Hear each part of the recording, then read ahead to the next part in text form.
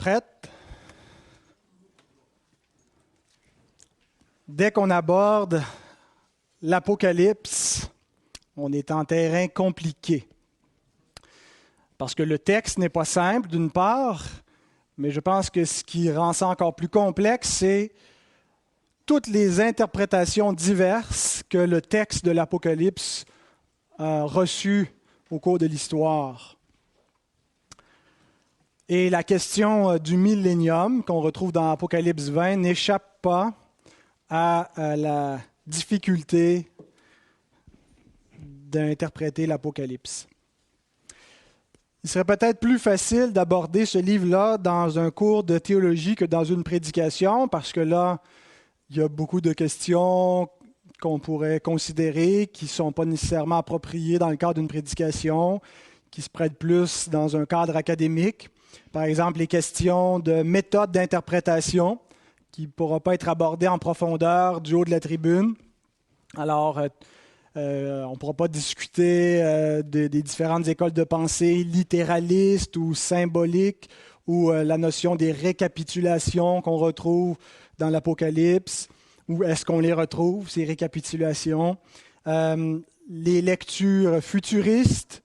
Est-ce que l'Apocalypse nous parle d'événements futurs ou prétéristes? Est-ce que l'Apocalypse est au passé pour nous? Est-ce que ça nous parle de jugements qui ont déjà eu lieu ou d'une lecture progressiste, donc d'événements qui ont eu cours tout au long de l'histoire, qui se répètent et qui culminent en s'intensifiant? On ne pourra pas non plus aborder clairement l'ordre des visions.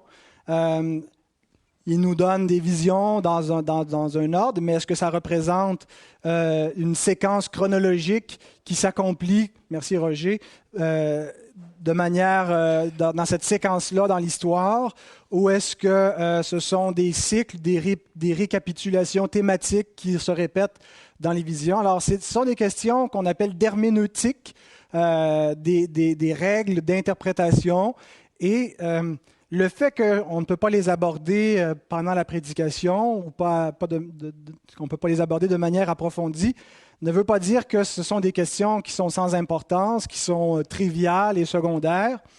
Au contraire, ces questions, en fait, déterminent en grande partie l'interprétation qu'on fait des textes qu'on retrouve dans l'Apocalypse. Et bien sûr, j'ai dû considérer ces questions, et ça fait déjà un moment que je réfléchis à ces différentes écoles de pensée que j'ai lues là-dessus. Et même cette semaine, j'ai lu beaucoup plus qu'à l'habitude en préparant ce sermon. J'ai dû lire entre 300 et 400 pages donc sur le texte, et pour m'assurer de ce que j'allais raconter.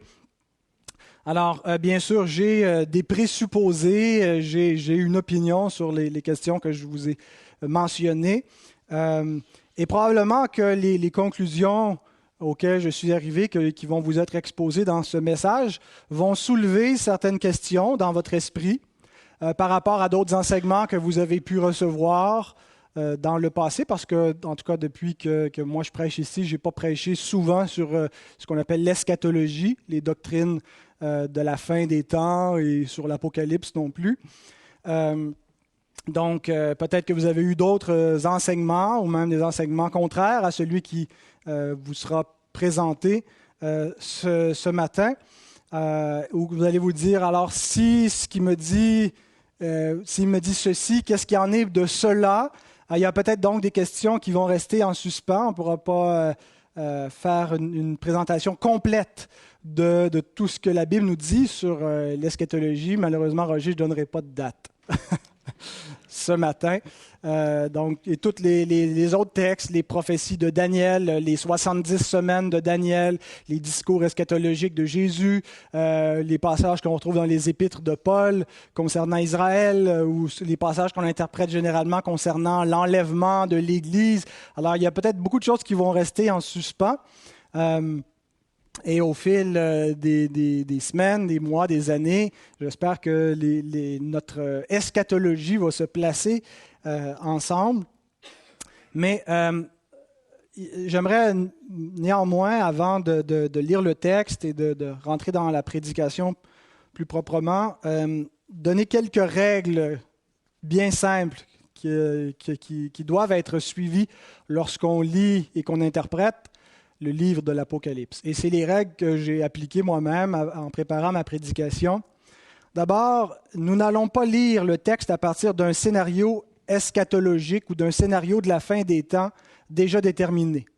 Si vous lisez l'Apocalypse avec l'arrière-plan, par exemple, du film Left Behind ou des livres Left Behind, que vous avez vu ce scénario, et puis là, qu'on essaie de faire rentrer une histoire qu'on a vue, qu'on a entendue dans l'interprétation du texte, c'est une mauvaise façon de procéder. C'est important d'essayer de laisser tomber un peu, et je dis ça par rapport à l'FBI, mais par rapport à toute école de pensée, qu'on puisse faire un peu tabula rasa, table rase, de nos opinions préconçues de comment va se passer la fin des temps, qu'est-ce qui va se passer dans les derniers jours et tout cela, et qu'on puisse, d'une certaine manière, arriver objectivement, sans trop d'a priori, bien que c'est impossible d'être totalement neutre, mais essayer d'en tenir compte le moins possible et de se laisser enseigner le texte comme si c'était la première fois. Le laisser se présenter à nous. C'est la première règle donc que nous allons suivre. Deuxième règle, il faut appliquer la règle biblique d'interprétation qui est que l'Écriture interprète l'Écriture. La Bible s'interprète elle-même. C'est ce que l'apôtre Paul nous dit que que celui qui prêche le fasse selon l'analogie de la foi. C'est-à-dire que l'enseignement qu'on apporte ne doit pas contredire le reste des Écritures et doit surtout être éclairé par le reste des Écritures. Et ça s'applique particulièrement de la manière suivante quand on arrive à la question du millénium. Il y a un seul passage dans la Bible qui nous parle, qui utilise le terme 1000 ans, qui nous parle d'un règne comme ça de 1000 ans, qu'on a appelé le millénium, et c'est dans Apocalypse 20. Et une erreur parfois d'interprétation que certains ont commise, c'est de partir de ce texte-là, de déterminer que forcément c'est un temps littéral qui dure 1000 ans, 1000 années normales, et donc on établit ça à partir d'un texte symbolique, et que là, de ce texte-là, on réinterprète d'autres textes de la Bible. Alors, on est à la toute fin de l'Écriture, mais là, on prend ce texte-là et on interprète des passages de l'Ancien Testament. On dit, alors, il nous parle du millénium, ou on prend d'autres portions de l'Écriture. Et donc, on interprète le reste de la Bible à partir d'Apocalypse 20. En fait, il faut faire exactement le contraire. Il faut interpréter Apocalypse 20, qui nous parle du millénium, à partir du reste des Écritures. Le texte d'Apocalypse 20 est un passage qui est un peu plus obscur, c'est-à-dire qui a du symbolisme, il n'y a pas de consensus, tout le monde ne s'entend pas sur ce que ça veut dire, donc c'est un texte qui est quand même équivoque, qui pourrait avoir plusieurs différents sens, et la règle de base d'interprétation pour comprendre les Écritures, c'est d'éclairer des textes plus obscurs par des textes plus clairs. Alors, il ne faut pas prendre Apocalypse 20 pour interpréter Ésaïe, mais il faut prendre Ésaïe puis interpréter Apocalypse 20. Vous prenez les autres textes de la parole, et vous allez voir comment cette règle, je vais l'appliquer dans mon message. Je pense que ce que Jean nous enseigne nous est enseigné partout dans le reste de l'Écriture, en particulier dans le Nouveau Testament. Je ne pense pas que Jean nous arrive avec quelque chose qu'on dit « out of the blue », qui sort comme ça de nulle part, sans prévenir, et qui nous arrive tout d'un coup avec un millénium dont on n'a pas vraiment entendu parler avant, ou que c'était caché, et que là, on comprend tout ce qui a été dit avant. En fait, Jean est en train d'enseigner une doctrine qu'on retrouve partout ailleurs dans l'Écriture, mais présentée d'une manière différente.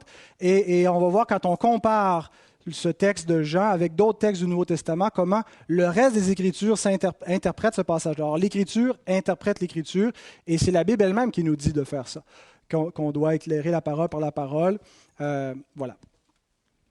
Et une autre règle, qui n'est pas une règle d'herméneutique, qui n'est pas une règle d'interprétation, mais plutôt une règle de charité chrétienne, nous ne ferons pas de l'eschatologie un sujet de division.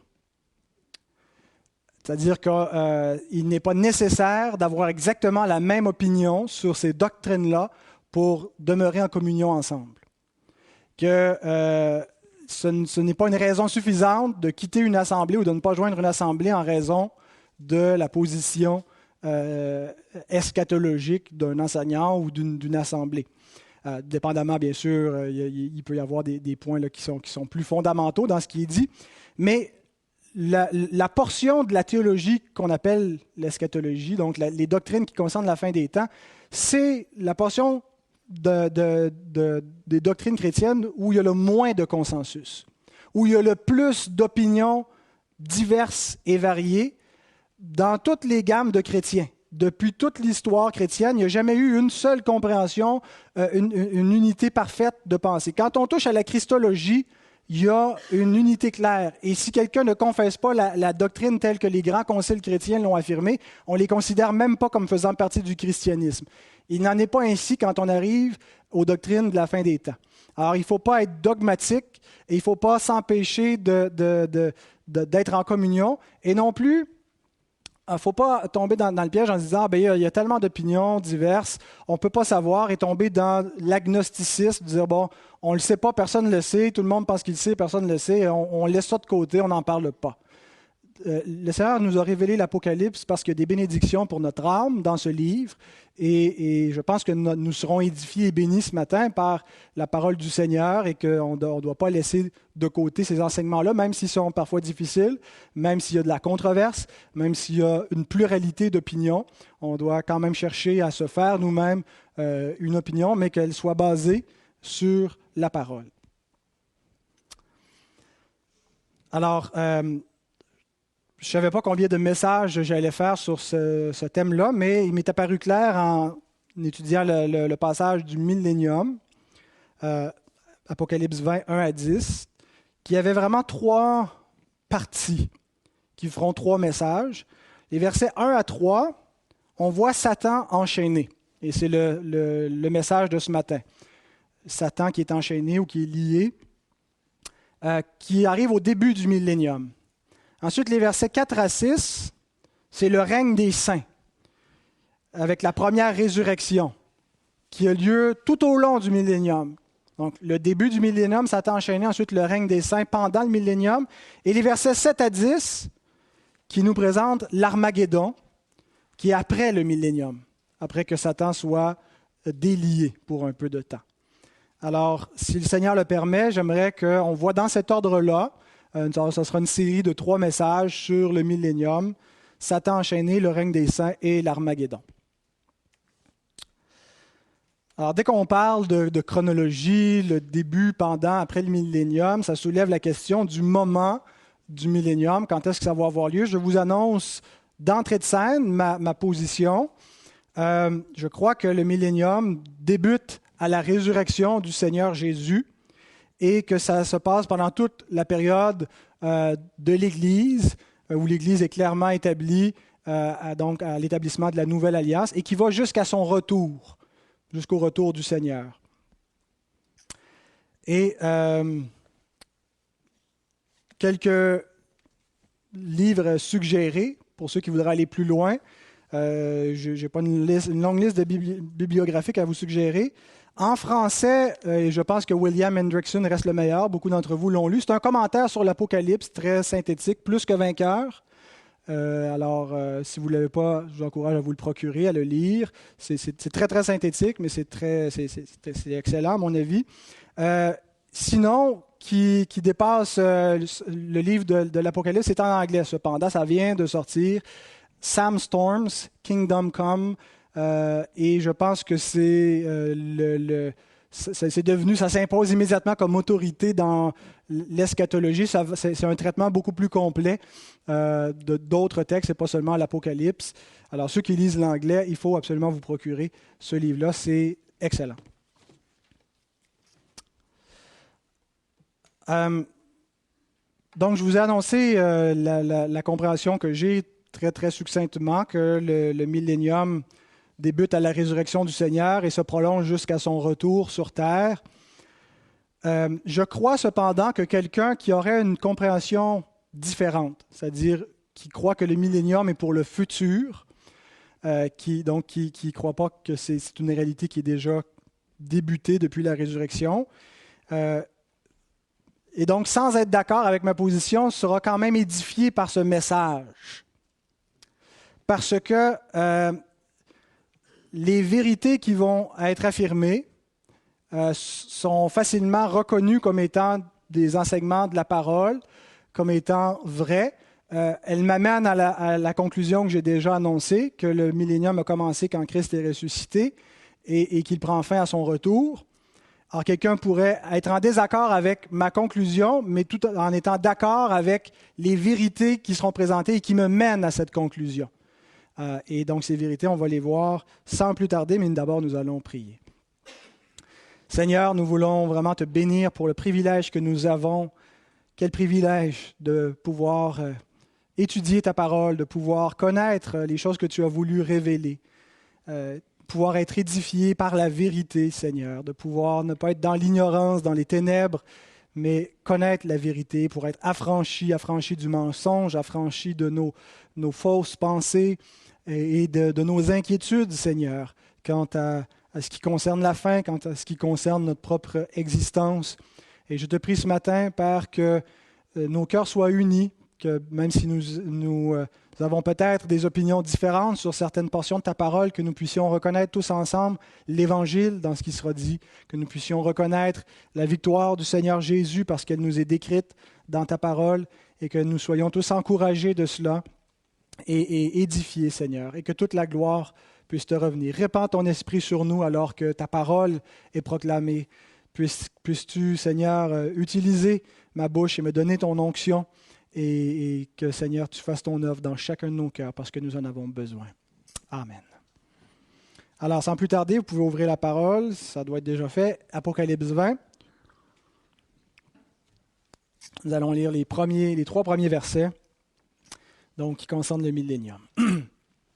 Puis je vis descendre du ciel un ange qui avait la clé de l'abîme et une grande chaîne dans sa main. Il saisit le dragon, le serpent ancien, qui est le diable et Satan, et il le lia pour 1000 ans. Il le jeta dans l'abîme, ferma et scella l'entrée au-dessus de lui, afin qu'il ne séduisît plus les nations jusqu'à ce que les 1000 ans fussent accomplis. Après cela, il faut qu'il soit délié pour un peu de temps. Alors, voici le plan de mon premier message. On va suivre les 3 versets, c'est le plus facile. Verset 1, la clé de l'abîme, on va se concentrer là-dessus. Le verset 2, Satan enchaîné. Et le verset 3, les nations libres de sa séduction. Alors, ça sera les 3 points. Commençons avec la clé de l'abîme, on va relire le premier verset. « Puis je vis descendre du ciel un ange qui avait la clé de l'abîme et une grande chaîne dans sa main. » Puis je vis, je pense, réfère simplement à l'ordre des visions et non pas une chronologie historique. C'est-à-dire qu'il ne faut pas imposer de manière absolue, dire, bon, ce qui arrive au chapitre 20 arrive nécessairement après ce qui est arrivé au chapitre 19 parce qu'il dit « puis je vis », donc il l'a vu après, mais c'est possible que ce soit une récapitulation de ce qu'il a déjà vu avant et donc c'est seulement un style littéraire. Alors, qu'est-ce qu'il voit? Il voit un ange qui descend avec la clé de l'abîme. Alors, on pourrait passer par-dessus ce détail comme si c'était un peu insignifiant, mais je pense que ça ne l'est pas du tout. Qu'est-ce qu'on doit comprendre de cette vision? Alors, j'ai dit qu'on allait appliquer la règle biblique d'interprétation, l'analogie de la foi. On laisse l'Écriture s'interpréter elle-même. Et dans cette règle-là, c'est qu'on laisse la portion d'Écriture la plus proche. C'est-à-dire, si on peut trouver un élément identique ou très, très proche, très, très similaire à l'intérieur même de l'Apocalypse, eh bien, ça va venir éclairer le texte qui est là. Alors, est-ce que l'Apocalypse nous parle ailleurs de la clé de l'abîme dans des termes qui seraient plus clairs, qui nous aideraient à comprendre cela? Eh bien, je pense que cette clé de l'abîme, c'est la même clé qu'on voit au tout début de l'Apocalypse, qui est la clé de la mort et du séjour des morts. Le mot « séjour des morts » que vous avez en français, c'est une traduction, interprétation du mot « Hadès », l'Hadès du grec. Donc, dans certaines versions, on traduit littéralement « Hadès », d'autres, c'est « séjour des morts ». Et on la voit au début de l'Apocalypse, Apocalypse 1, verset 18. C'est Jésus qui parle, qui se présente à Jean dans l'île de Patmos dans une vision où il est glorifié. C'est donc Jésus, après sa résurrection, qui a reçu le règne, la puissance, la gloire. Et il dit, « J'étais mort, et voici, je suis vivant au siècle des siècles. Je tiens les clés de la mort et du séjour des morts. » Ça ressemble, hein? Avec la clé de l'abîme ou l'abysse, qui se compare donc à l'Hadès, qui est un terme synonyme dans le grec. Donc, il nous parle de la mort ou du séjour des morts ou de la puissance de la mort. Alors, c'est Christ qui détient la clé de l'abîme. Bien sûr, on voit le Seigneur souvent qui exerce le pouvoir des clés par l'entremise d'anges. Et dans l'Apocalypse, d'ailleurs, on voit d'autres anges qui ont les clés comme ça. Mais en fait, celui qui détient les clés, le pouvoir des clés, c'est le Seigneur lui-même et qui utilise des anges comme agents d'exécution de sa volonté. Alors, c'est le Seigneur qui a la clé de l'abîme. Alors, qu'est-ce que ça signifie? Les clés dans le Nouveau Testament signifient avoir un pouvoir, avoir une autorité sur quelque chose. Comme quand le Seigneur Jésus dit à Pierre qu'il lui confie les clés du royaume des cieux. Qu'est-ce que ça veut dire? Et cette même clé, ou ces mêmes clés, il les confie également aux autres apôtres. En fait, c'est qu'ils ont reçu l'autorité sur l'Église du Seigneur pour parler au nom du Seigneur, de lier des choses sur la terre qui, dans le ciel, sont liées, de délier des choses sur la terre qui, dans le ciel, sont déliées. Autrement dit, toute la parole de Dieu va être apostolique, va passer par la bouche des apôtres. Toute la révélation de la nouvelle alliance se fait par le ministère apostolique. Ils ont reçu une puissance infaillible pour les mener dans toute la vérité, le Saint-Esprit, selon ce que Jésus décrit dans Jean 14 à 16, où il promet de diriger ses apôtres comme ça dans toute la vérité pour fonder son Église sur terre. Et on voit donc, quand il dit les clés du royaume, c'est l'autorité d'agir comme ça en son nom. Alors, les clés, de la même façon, ici, représentent un pouvoir ou une autorité.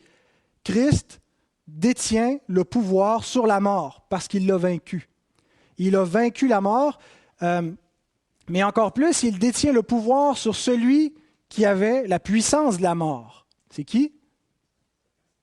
Satan, le diable. Nous lisons dans Hébreux 2, verset 14. « Ainsi donc, puisque les enfants participent au sang et à la chair, il y a également participé lui-même. » Donc Jésus s'est incarné, a participé au sang et à la chair, à la vie humaine, afin que par la mort, il anéantisse celui qui a la puissance de la mort, c'est-à-dire le diable. Alors, comment est-ce que Jésus détient les clés du séjour des morts ou de l'Hadès ou de l'abîme? Par sa mort, il a vaincu la mort et il a vaincu celui qui a la puissance de la mort, c'est-à-dire le diable. Vous voyez qu'Hébreux 2,14 ne nous parle pas d'un événement futur, ne nous parle pas d'une puissance que Christ aura. Il ne faut pas regarder vers le futur pour voir Christ avoir cette puissance et vaincre la mort et le diable, mais il nous parle de quelque chose au passé. Quelque chose qu'il a déjà fait. Et le mot est extrêmement fort. Il a anéanti celui qui a la puissance de la mort, c'est-à-dire qu'il l'a réduit à l'impuissance. Il l'a aboli. C'est ce que veut dire le mot anéantir. Alors, cette puissance de Christ, qui est présentée dans l'Apocalypse, avec le symbole des clés, le pouvoir des clés. Sa puissance sur l'Hadès, on la revoit à différents moments dans l'Apocalypse, où on revoit encore les clés présentes, le séjour des morts qui est dominé, et où Christ exerce son autorité sur le diable et sur les démons. Donc, la puissance du séjour des morts. Ailleurs, quand il dit que les portes du séjour des morts ne prévaudront point contre son Église, c'est-à-dire la puissance du diable, la puissance de la mort, la puissance démoniaque, ne seront pas plus puissants que son Église, ne pourront pas l'anéantir. Et on voit comment Christ exerce l'autorité donc sur la puissance de la mort et des démons et du diable. En fait, c'est qu'ils ne peuvent rien faire au-delà de ce qui leur est permis. Ça peut nous surprendre, pourquoi il leur permet tout court de faire quoi que ce soit, pourquoi est-ce qu'il ne les a pas totalement annihilés, fait disparaître. Dans la providence mystérieuse du Seigneur, il permet encore aux puissances démoniaques d'agir il leur laisse un sursis avant d'être jeté dans l'étang de feu. On voit cela dans les évangiles. Vous vous souvenez quand le démoniaque gadarénien auquel Jésus se présente et qui est possédé par une légion de démons, quand Jésus donc, prend autorité sur ces démons, voici ce qui nous est rapporté dans l'évangile de Luc, chapitre 8, verset 32. « Il y avait là, dans la montagne, un grand troupeau de pourceaux qui paissaient. Et les démons supplièrent Jésus de leur permettre d'entrer dans ces pourceaux. Il le leur permit. » Il a la puissance sur l'Hadès, sur la puissance de la mort et des démons, et ils ne peuvent rien faire au-delà de ce qui leur est permis. Bien sûr, ils sont en révolte. Je ne dis pas qu'ils obéissent à Dieu, mais en fait, ils savent qu'ils sont vaincus par lui, qu'il domine, qu'il est le plus fort. Et c'est dans ce sens-là, donc, qu'on doit comprendre qu'il domine la puissance des ténèbres et qu'il a vaincu le diable. C'est un thème qui est fréquent dans le Nouveau Testament où Christ nous est présenté comme étant à la droite de Dieu, comme étant au-dessus de toutes les puissances, de toute autorité, de toute domination, que les êtres invisibles dans les lieux célestes lui sont soumis, qu'il les a vaincus. Ce n'est pas une nouveauté de l'Apocalypse, ce n'est pas Jean le premier à parler, en fait c'est un thème qui est fréquent où Christ a cette autorité, a ce pouvoir des clés. Et ce pouvoir signifie en pratique que Christ délivre comme il veut ceux qui sont sous l'emprise de Satan. Ceux qui sont sous l'emprise de Satan par la fausse religion, par un aveuglement qui les amène à persécuter l'Église, comme Paul était sous la puissance de Satan dans son zèle morbide à vouloir détruire l'Église et mettre à mort des chrétiens. Il a été délivré de la puissance de Satan par le Christ qui a ouvert les yeux sur la route de Damas. Et le Seigneur Jésus nous dit dans l'Apocalypse, et voyez encore le parallèle, Apocalypse 3, 7 et 9. « Voici ce que dit le Saint », c'est Jésus qui parle, « le véritable, celui qui a la clé, encore une fois, l'autorité de David, celui qui ouvre et personne ne fermera, celui qui ferme et personne n'ouvrira. » Et bon, il continue, et au verset 9, il dit, « Voici, je te donne ceux de la synagogue de Satan qui se disent juifs et ne le sont pas, mais qui mentent. Voici, je les ferai venir se prosterner à tes pieds et connaître que je t'ai aimé. » Il parle à l'église de Philadelphie qui est persécutée jusqu'à un certain point, et le Seigneur exerce le pouvoir des clés qui lui permet d'ouvrir et personne ne peut renverser son décret, et de fermer et personne ne peut rien y changer. Et donc, il délivre des captifs de cette synagogue satanique qui avait été certainement un faux culte, un mélange de fausses doctrines. Et le Seigneur va affranchir des gens qui vont se convertir et vont venir reconnaître l'Église et la joindre. Alors, il exerce ce pouvoir des clés, cette autorité sur la puissance de l'ennemi. Alors, le chapitre 20, à mon avis, ne signifie pas quelque chose de différent. La clé de l'abîme, c'est Christ qui la possède. C'est l'autorité qu'il a contre la puissance du diable, contre la puissance de la mort et de l'ennemi. Donc, il a une autorité sur le diable. Alors, voilà pour le premier verset. Ça nous amène au deuxième verset, Satan enchaîné. Alors, avoir une autorité et l'exercer, c'est deux choses différentes. Tous les parents ont une autorité sur leurs enfants, mais il y en a qui s'en privent. Alors, le Seigneur a l'autorité, c'est-à-dire qu'il a un droit légitime d'exercer un pouvoir, mais il ne s'en prive pas. Non seulement il a cette autorité-là, et on voit dans le verset 2 qu'il l'exerce. Le verset 1 nous montre qu'il a ce pouvoir, et le verset 2 nous montre qu'il l'exerce. Relisons le verset 2. « Il saisit le dragon, le serpent ancien, qui est le diable et Satan, et il le lia pour 1000 ans. » Alors Jean ne nous laisse aucun doute quant à l'identité de celui contre qui Christ exerce son pouvoir. Il utilise toutes les images qui sont dans la Bible pour le désigner. Le dragon qui rappelle Apocalypse 12 qui poursuivait la femme qui devait enfanter un enfant mâle. Donc, toute la puissance de Satan qui s'est déchaînée sous l'Ancienne Alliance pour faire dérailler le plan de Dieu, pour empêcher la postérité de la femme de venir en attaquant avec les mariages mixtes pour corrompre la postérité du Christ, qui était la descendance d'Abraham, ou qui a persécuté le peuple juif pour le faire disparaître, mais qui n'a pas réussi. Alors, ce dragon-là qui est présent, le serpent ancien qui nous rappelle le Jardin d'Éden, Satan qui était au commencement, qui a entraîné l'humanité dans la chute, dans la rébellion contre Dieu, il est désigné par le diable, donc c'est explicite le terme qui est fréquent dans la parole, et Satan, vraiment, où là, on voit que ce n'est pas seulement une force abstraite, c'est une personne, c'est-à-dire un être personnel, un être spirituel ou angélique, un ange déchu. Et donc, c'est contre lui, très spécifiquement, que Christ exerce son pouvoir de contrôle, son autorité contre lui. Et ce qu'on voit, c'est que par la puissance de Christ, il est lié. Maintenant, comment Christ l'a-t-il lié? Ma compréhension, par le reste des Écritures, c'est qu'il l'a lié par la puissance de sa mort et de sa résurrection.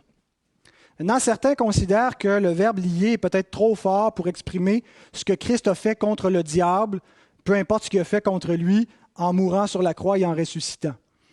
Tout le monde reconnaît que ça a eu un effet sur le diable, mais il n'est pas encore lié parce que manifestement, il agit dans le monde. Alors, peu importe ce que Christ a fait à la croix, ce n'est pas ce que Jean est en train de nous dire ici, il ne peut pas l'avoir lié. Il faut donc regarder à quelque chose de futur, quelque chose qui n'est pas encore arrivé, où Satan sera lié parce qu'il n'est pas encore lié. Eh bien, pourtant, je trouve que le Nouveau Testament utilise des verbes bien plus forts que le verbe « lier » pour nous décrire ce que Christ a déjà fait contre le diable par le moyen de sa mort et de sa résurrection. Non pas ce que Christ fera, mais ce qui est déjà accompli par la puissance de Christ. On a lu tantôt Hébreux 2, verset 14, que par sa mort, il a anéanti celui qui a la puissance de la mort, le diable. Entre anéanti et lié, il me semble lié, il te reste encore un peu de vigueur, tu peux toujours te détacher, mais anéanti, c'est fini. T'es capote. Colossiens 2, 15, il a dépouillé. Alors, on pense à enlever quelques poux peut-être, c'est pas ce que le mot veut dire, ça veut dire désarmer. Enlever la puissance.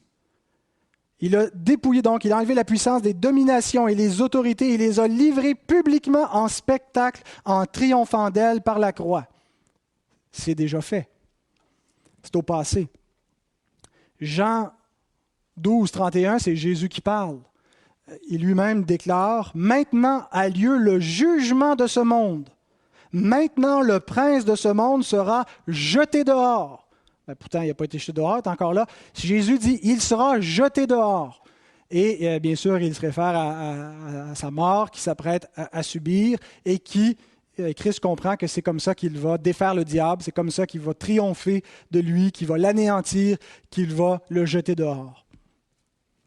Et dans un autre passage, Jésus utilise le même verbe que l'apôtre Jean dans l'Apocalypse, le verbe déo, lier, en déclarant qu'il va lier le diable. Vous vous souvenez quand Jésus est accusé de chasser des démons par Belzébul? Les Juifs qui ne croient pas en lui disent « Oh, c'est bien, il fait des miracles, mais c'est satanique, c'est diabolique. Et donc, c'est par Satan qu'il chasse des démons. » Et là, Jésus dit « C'est complètement débile ce que vous racontez. Toute maison qui est divisée contre elle-même ne peut pas subsister. Si Satan chasse Satan, il est divisé contre lui-même, sa maison va s'effondrer. » Et là, il continue en disant, Matthieu 12, 28 à 29, « Mais si c'est par l'Esprit de Dieu que je chasse les démons, le royaume de Dieu est donc venu vers vous. Ou comment quelqu'un peut-il entrer dans la maison d'un homme fort et piller ses biens sans avoir auparavant lié, même verbe, cet homme fort? Alors seulement il pillera sa maison. » Ce que Jésus veut dire, c'est qu'il est venu dans le domaine de Satan, dans le royaume qui, depuis la création avec la chute, est sous son autorité spirituellement, par toute l'idolâtrie, le péché est entré dans le monde, il y a une séparation entre Dieu et les hommes, ils sont dans l'aveuglement, dans le paganisme, et donc Christ est venu dans son royaume, dans sa maison, et pour pouvoir piller ses biens, c'est-à-dire arracher des gens de son royaume pour les transporter dans son royaume à lui, il doit auparavant avoir lié cet homme fort. Et pendant son ministère terrestre, il y a eu cette différentes confrontations avec le diable en chassant les démons, mais aussi dans la tentation au désert. Et ces confrontations, je pense, ce qu'elles nous annoncent, c'est les premières défaites de Satan. Elle nous montre qu'il est en train de perdre devant le Fils de Dieu. Il essaie jusqu'à la fin, et c'est probablement pas un être très... lui non plus n'avait pas compris clairement le plan de Dieu parce qu'il est entré dans Judas pour le faire livrer Jésus à la mort, pensant peut-être qu'il allait le vaincre comme ça en le faisant mourir, alors que c'est lui qui a perdu la bataille. Mais peu importe, ces premières confrontations annoncent la défaite ultime du diable, qui s'apprête à subir, non pas à la fin des temps, mais à la mort et à la résurrection du Christ. C'est là où a lieu le combat. Jésus dit, c'est le jugement de ce monde. Le prince de ce monde va être jugé, va être jeté dehors.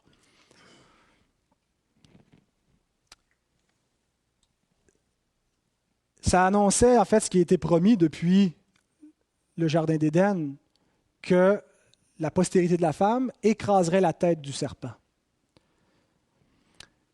Et on voit donc ces premières confrontations qui nous montrent comment Satan est précipité. D'ailleurs, souvenons-nous quand les 70 disciples reviennent de leur mission, et nous lisons ceci dans Luc 10, 17 à 18. « Les 70 revinrent avec joie, disant, « Seigneur, les démons même nous sont soumis en ton nom. » Et Jésus leur dit, « Je voyais Satan tomber du ciel comme un éclair. » Et cette image nous est redonnée dans l'Apocalypse, l'accusateur qui est précipité, qui n'a plus d'autorité pour accuser devant Dieu. Alors, il n'a pas encore été précipité de manière absolue à ce moment-là, mais il voit qu'il est en train de tomber, en train de perdre, et ultimement, ça va arriver à la mort et à la résurrection du Seigneur.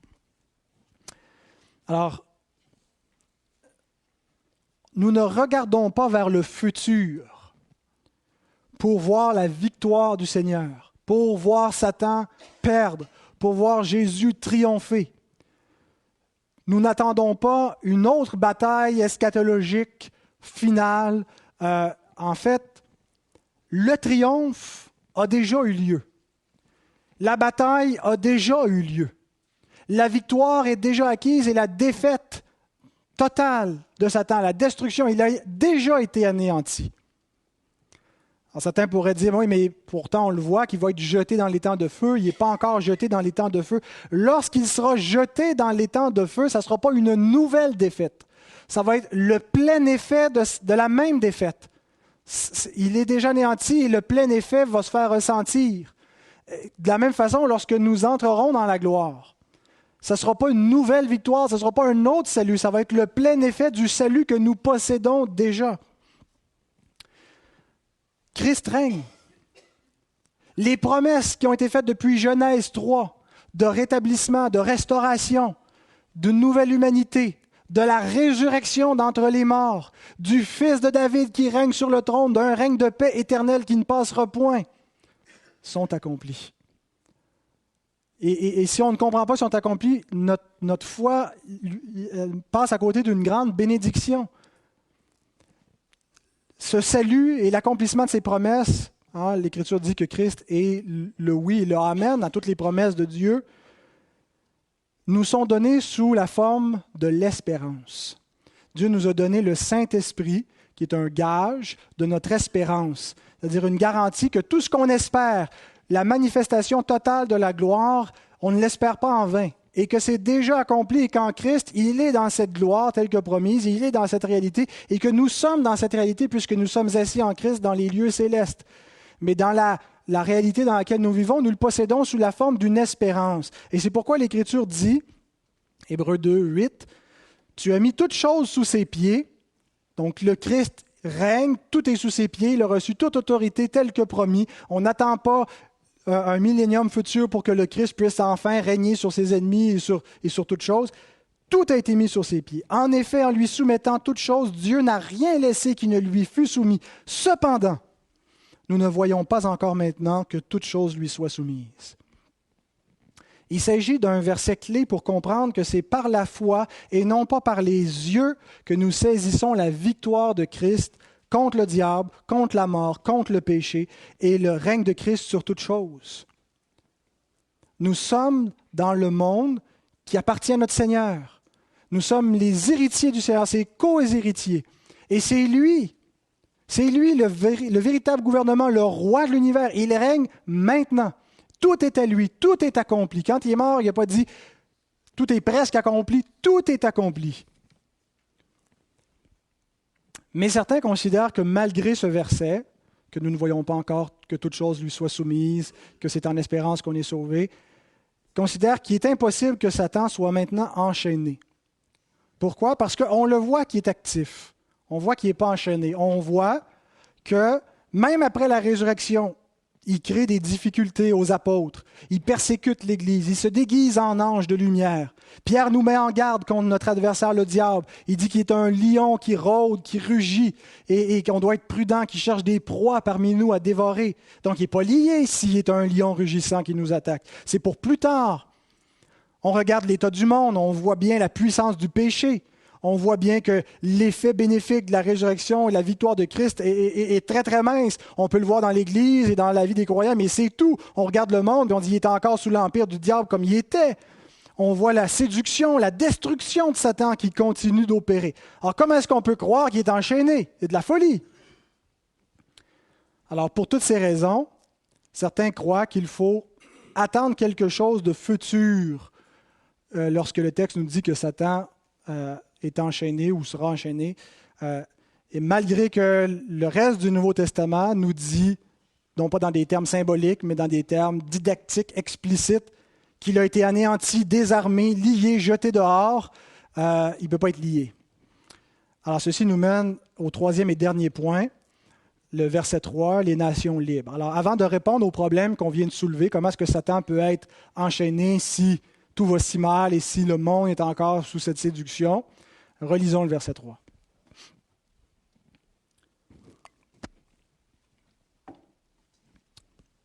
Il le jeta dans l'abîme, ferma et scella l'entrée au-dessus de lui, afin qu'il ne séduisît plus les nations jusqu'à ce que les 1000 ans fussent accomplis. Après cela, il faut qu'il soit délié pour un peu de temps. Il y a dans ce verset un élément absolument essentiel à notre compréhension du millénium qui nous est décrit ici. Le texte indique dans quel but Satan est lié. Autrement dit, Satan n'est pas lié de manière absolue, mais lié de manière très spécifique, dans un but précis, afin qu'il ne séduisît plus les nations. On a dit tantôt que l'autorité et le pouvoir des clés qu'il a sur la mort, c'est qu'il a le pouvoir de les restreindre comme il veut. Et on voit manifestement que le Seigneur laisse encore une permission, laisse un temps d'agissement aux démons et au diable, même s'il les a vaincus, même s'il a anéanti sa puissance, il exerce un contrôle. Mais il y a un point sur lequel le Seigneur ne lui laisse aucun droit. Et c'est dans le sens précis, afin qu'il ne séduisît plus les nations. L'enchaînement de Satan ne signifie pas qu'il n'exerce plus aucune influence dans le monde, qu'il ne peut plus tenter, qu'il ne peut plus persécuter, qu'il n'agit plus dans les fils de la rébellion. En fait, quand on pense que Satan lié veut dire Satan ne fait plus rien, on va plus loin que ce que le texte nous dit. Relisez le verset et il nous dit explicitement qu'il fut lié de manière très, très spécifique, afin. Et ces mots-là qui connectent logiquement deux énoncés sont absolument essentiels à notre compréhension. Il a été lié, il a été empêché de faire quelque chose de très précis. Non pas toute activité. Le reste de l'Écriture nous montre qu'il exerce encore une influence, qu'il agit encore dans les fils de la rébellion, mais il a été lié afin qu'il ne séduisît plus les nations. Qu'est-ce qu'il faut en conclure? On va regarder de plus près, qu'est-ce que ça veut dire? Afin qu'il ne séduisît plus les nations. Avant la mort et la résurrection de Christ, donc avant que le diable soit anéanti, avant que les autorités soient livrées en spectacle, avant que le prince de ce monde soit jeté dehors, avant que l'homme fort soit lié. C'est tous les autres versets de la parole qui associent ces verbes-là, cette puissance-là contre Satan, à la mort et à la résurrection de Christ. Donc avant cette mort et cette résurrection, les nations ont été laissés à leur propre voie. C'était seulement une nation qui avait reçu les oracles de Dieu, n'est-ce pas?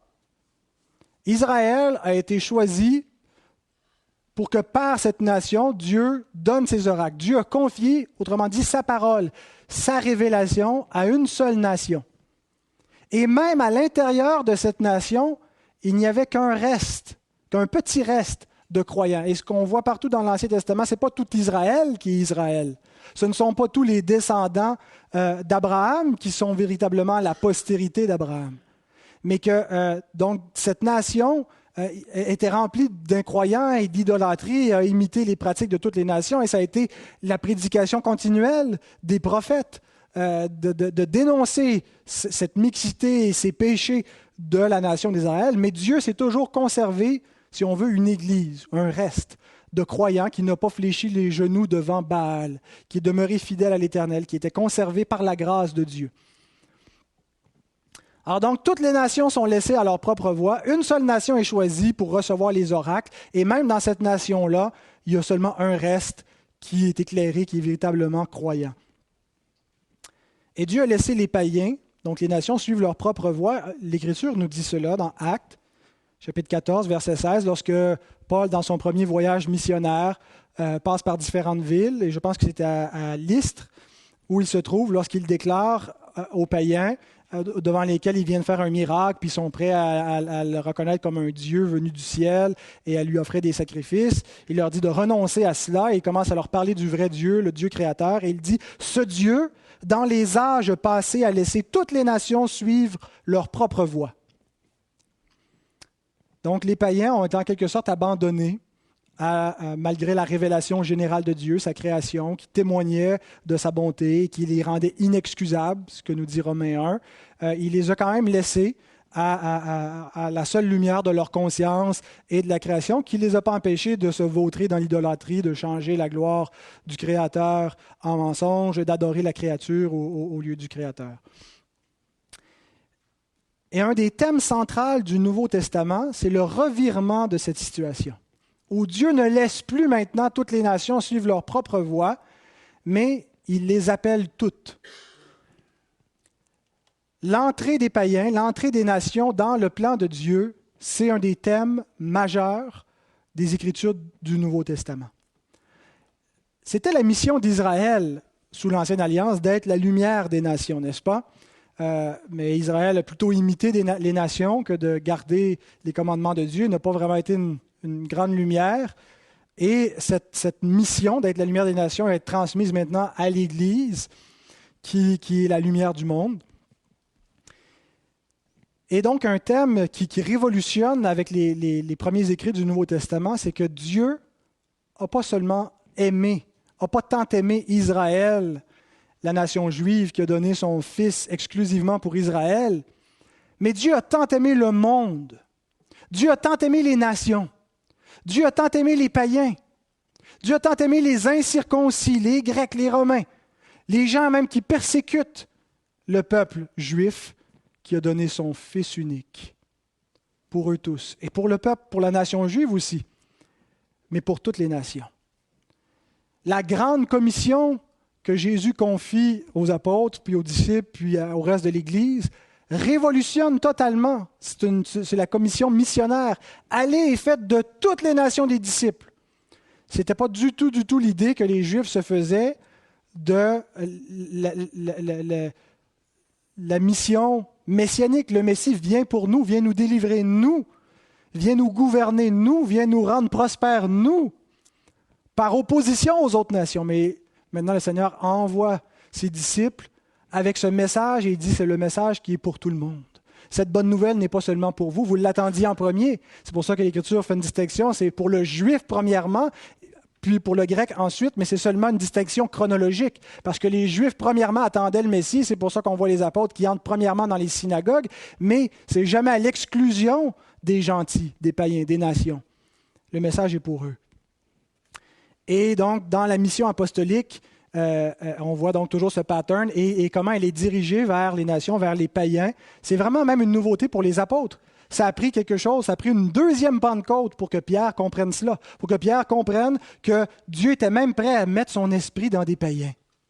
Hein? Qu'ils ne sont pas des plus grands pécheurs aux yeux de Dieu que nous, les Juifs.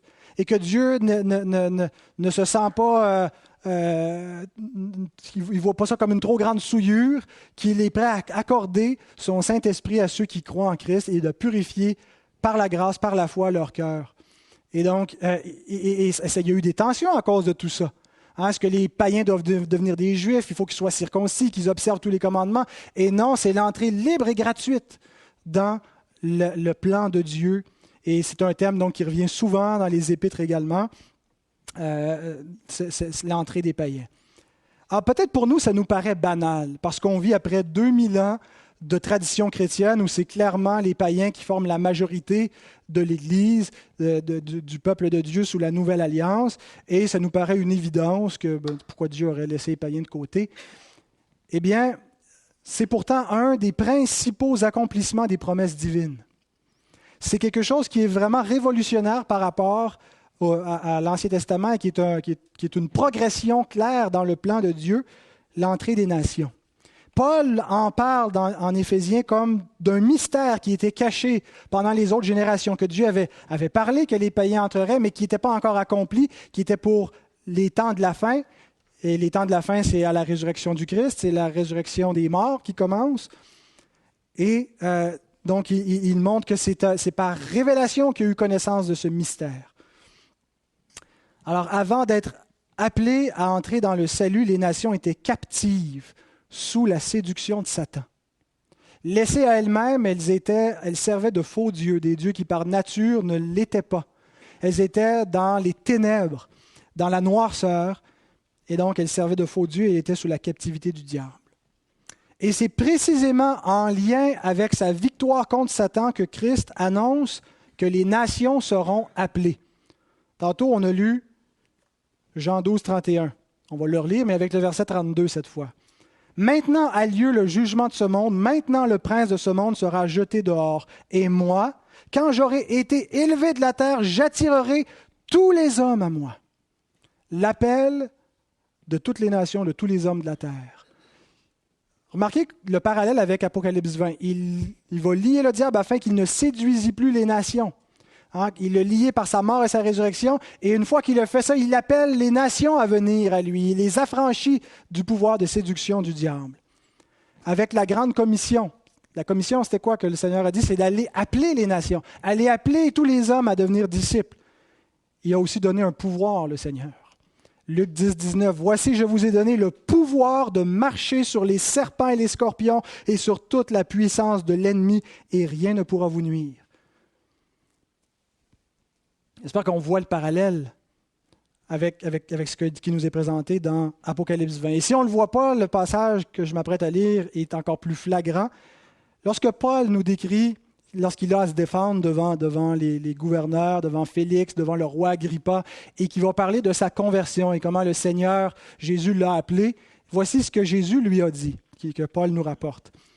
Acte 26, 17 à 18. « Je t'ai choisi du milieu de ce peuple et du milieu des païens, vers qui je t'envoie, afin que tu leur ouvres les yeux pour qu'ils passent des ténèbres à la lumière et de la puissance de Satan à Dieu, pour qu'ils reçoivent par la foi en moi le pardon des péchés et l'héritage des sanctifiés. » Bon sang, c'est exactement la même chose que l'apôtre Jean nous dit, dans un langage différent, dans un langage imagé, mais que la puissance de l'Évangile va empêcher le diable de garder les nations dans la captivité, dans les ténèbres, et la puissance de l'Évangile va les libérer de la puissance de Satan pour les faire passer à la puissance de Dieu. Il les a transportés dans le royaume du Fils de son amour. Satan, donc, est lié par la puissance de Christ qui l'a vaincu par sa mort et sa résurrection. Il est lié de manière à ne plus pouvoir tenir les nations dans les ténèbres. Non pas de manière absolue. Est-ce que ça signifie donc que toutes les nations, que chaque individu, que chaque païen devait se convertir, que Satan ne peut plus séduire qui que ce soit? Si c'est ce qu'on affirme, on va plus loin que ce que le texte affirme. le reste du Nouveau Testament nous dit que notre évangile est encore voilé pour certaines personnes. Pour qui? Pour les incrédules, pour ceux qui endurcissent leur cœur, qui ne veulent pas croire, qui persistent et dont le Dieu de ce siècle, dont Satan a aveuglé les pensées afin qu'ils ne voient pas l'Évangile resplendir. Donc on voit qu'il a encore une influence, mais Satan ne pouvait plus garder plus longtemps les nations globalement captives. Elles sont entrées dans le salut de Dieu. Le peuple du Fils de Dieu est composé de gens de toute langue, de tout peuple, de toute nation, de toute tribu. Et c'était le plan de Dieu et Satan n'a pas pu l'empêcher. Il faut faire le parallèle également à ce que le Seigneur Jésus dit dans Matthieu 16, quand il dit « Je vais bâtir mon Église ». Et c'est une Église qui va être internationale, elle va être faite de toutes les nations. Et les portes du séjour des morts ne prévaudront point contre elle. Qu'est-ce que ça veut dire? Ça ne veut pas juste dire que Satan ne pourra pas la détruire, mais ça veut dire qu'il ne pourra pas empêcher l'édification de l'Église, la construction de l'Église, qu'il ne pourra pas séduire les nations de manière à empêcher le plan de Dieu de s'accomplir pour que les nations passent de la puissance de Satan à la puissance de Dieu. Même si chaque individu dans les nations n'a pas expérimenté cela, le fait que les nations, de manière massive, et encore aujourd'hui, c'est les nations qui forment le peuple de Dieu, sont entrées de cette manière-là, c'est ce que veut dire Apocalypse 20. Satan n'a pas pu arrêter le plan de Dieu. Il ne peut rien faire pour retenir ceux que Dieu a marqués de son sceau, ceux que Dieu a inscrits avant la fondation du monde dans le livre de vie. Satan a beau déchaîner toute la puissance de l'enfer, il a beau utiliser la persécution, tous les moyens qu'il veut pour séduire, pour empêcher, le progrès de l'Évangile s'est fait. Paul dit, l'Évangile va dans le monde de progrès en progrès. Il agit parce que la parole de Dieu est vivante et la puissance des ténèbres ne peut rien empêcher de cela. L'accusateur a été précipité. Maintenant, le salut est arrivé et la puissance et le règne de notre Dieu et l'autorité de son Christ, car il a été précipité, l'accusateur de nos frères, celui qui les accusait devant notre Dieu jour et nuit. Ils l'ont vaincu à cause du sang de l'agneau. Alors j'ai l'assurance, frères et sœurs, que ni la mort, ni la vie, ni les anges ou les démons, ni aucune puissance ne peut séparer de l'amour de Dieu, ce que Dieu a aimé en Jésus-Christ. Il ne peut pas les séparer, ceux qui sont déjà là, mais il ne peut pas empêcher non plus de joindre le Seigneur, ceux que le Seigneur a destinés à cela. Amen. Alors, je n'ai pas parlé clairement des 1000 ans encore. Je n'ai pas parlé non plus du fait que Satan sera délié. Ça sera pour les prochains messages.